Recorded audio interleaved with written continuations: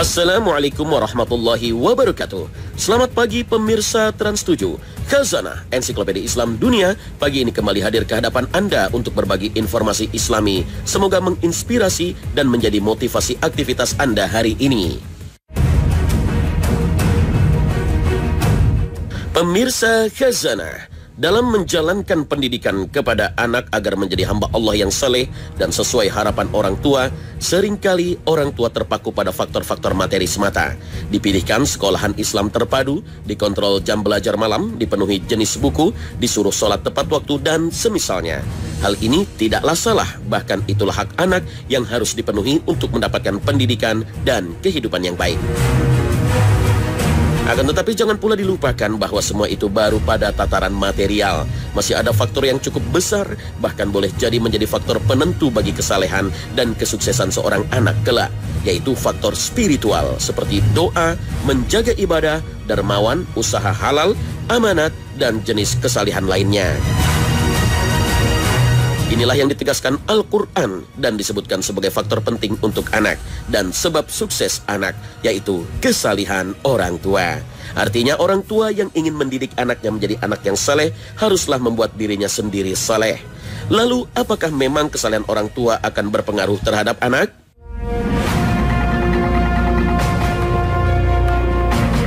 Kesalehan orang tua akan menimbulkan keberkahan, dan keberkahan amal soleh orang tua akan menurunkan kebaikan kepada anak-anaknya. Kedekatan orang tua kepada Allah memiliki pengaruh kuat untuk kebaikan seorang anak. Allah Subhanahu wa Ta'ala berfirman, "Adapun dinding rumah itu adalah kepunyaan 2 orang anak yatim di kota itu, dan di bawahnya ada harta benda simpanan bagi mereka berdua, sedang ayahnya adalah seorang yang saleh. Maka Tuhanmu menghendaki agar supaya mereka sampai kepada kedewasaannya dan mengeluarkan simpanannya itu sebagai rahmat dari Tuhanmu, dan bukanlah aku melakukannya itu menurut kemauanku sendiri. Demikian itu adalah tujuan perbuatan-perbuatan yang kamu tidak dapat sabar terhadapnya." Al-Quran Surah Al-Kahfi ayat 82. Ayat ini terkait dengan perjalanan Khidir dan Nabi Musa. Dalam perjalanan Allah perintahkan kepada Khidir untuk memperbaiki sebuah bangunan rumah yang hampir roboh dengan tujuan agar harta simpanan 2 orang anak yatim milik orang tuanya itu terjaga. Mengapa Allah menjaga harta yang ditinggalkan orang tua pada 2 anaknya itu tetap tersimpan, lalu ketika meninggal baru dibukakan Allah dan disalurkan kepada kedua anak yatim yang ditinggalkan melalui Khidir? Itu karena kesalihan bapak mereka. Sa'id bin Jubair menjelaskan bahwa orang tua kedua anak yatim itu semasa hidupnya selalu menunaikan amanat dan titipan kepada pemiliknya.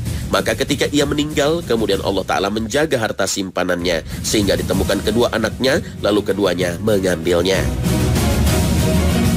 Inilah yang kemudian ditegaskan oleh Imam Ibnu Katsir rahimahullah, bahwa ayat ini di dalamnya ada dalil bahwa laki-laki yang saleh akan dijaga keturunannya. Ini mencakup keberkahan ibadahnya untuk anak turunannya di dunia dan akhirat dengan syafaatnya untuk mereka. Diangkat derajat mereka ke tingkatan lebih tinggi di surga agar gembira melihat mereka, sebagaimana diterangkan di Al-Quran dan disebutkan dalam sunnah. Padahal Al-Quran tidak menyebutkan bahwa kedua anak yatim itu anak saleh, tapi Al-Quran hanya menyebut bapak kedua anak yatim itulah yang saleh. Yang menarik, ada keterangan dari sebuah sumber bahwa bapak yang dimaksud dalam ayat ini adalah bapak yang ke-7, artinya kakek ke-7. Muhammad bin Al-Munkadir rahimahullah berkata, "Sesungguhnya Allah dengan sebab kesalihan seorang hamba akan menjaga kebaikan anaknya, cucunya, keturunannya, dan keluarga besarnya, serta keluarga di sekitar rumahnya. Mereka senantiasa dijaga Allah selama hamba itu ada di tengah-tengah mereka."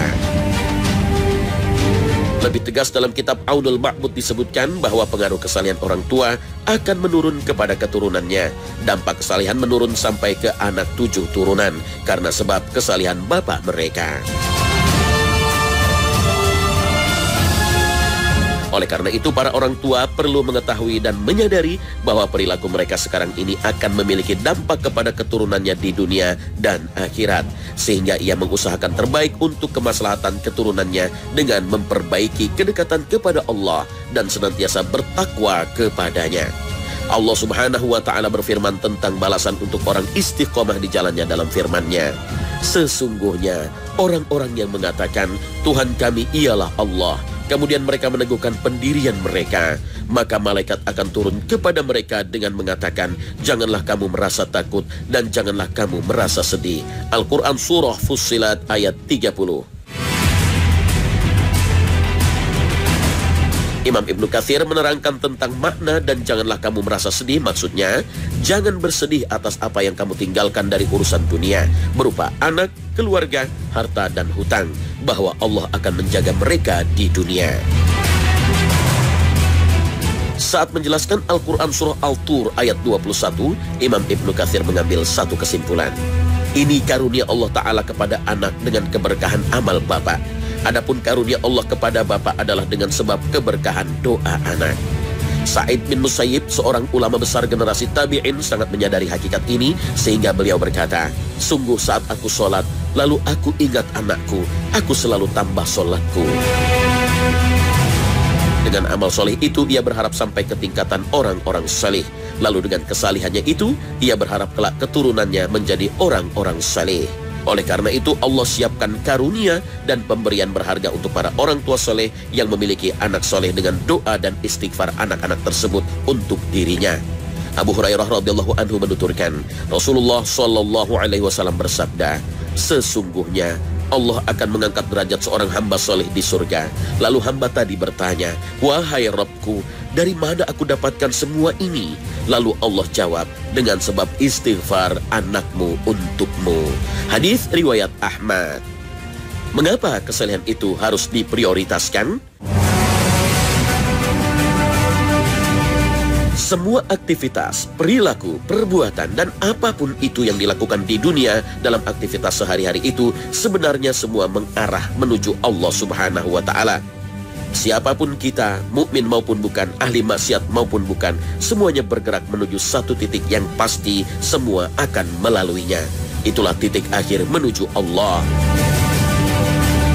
Maka dalam hal ini kita sebenarnya telah bergerak datang kepada Allah dengan membawa usaha dan amal selama di dunia. Allah menghisap setiap usaha dan amal itu lalu memberikan balasan atasnya. Allah Subhanahu wa ta'ala berfirman, hai manusia, sesungguhnya kamu telah bekerja dengan sungguh-sungguh menuju Tuhanmu, maka pasti kamu akan menemuinya. Al-Quran Surah Al-Insyiqaq ayat 6.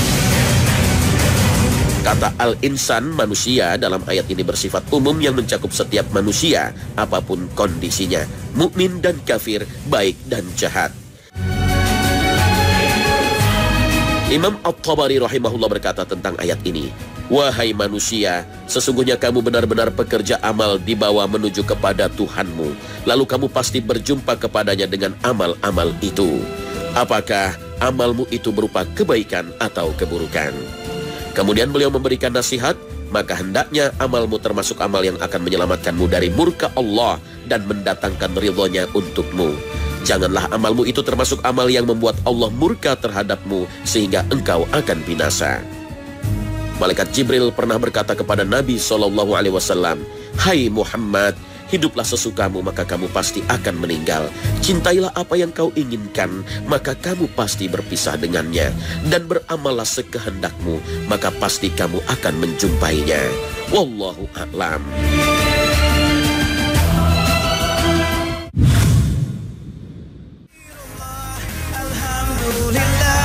Nah pemirsa, sampai di sini akhir perjumpaan kita hari ini.